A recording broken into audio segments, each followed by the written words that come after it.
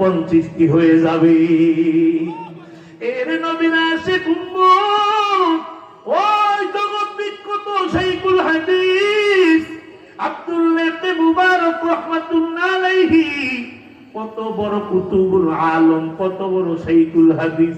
উলামায়ে কেরাম বুঝবে, বলে আমরা বাংলাদেশের সবচেয়ে বড় শাইখুল হাদিস মনে করি আল্লামা মামুনুল হক সাহেবের আব্বা আল্লামা আজিজুল হক রহমাতুল্লাহ আলাইহিকে, ঠিক কিনা বলেন? বলে 100 আল্লামা আজিজুল হক যদি এক করা হয়, আল্লামা আব্দুল্লাহ ইবনে মুবারকের সমান হবে না।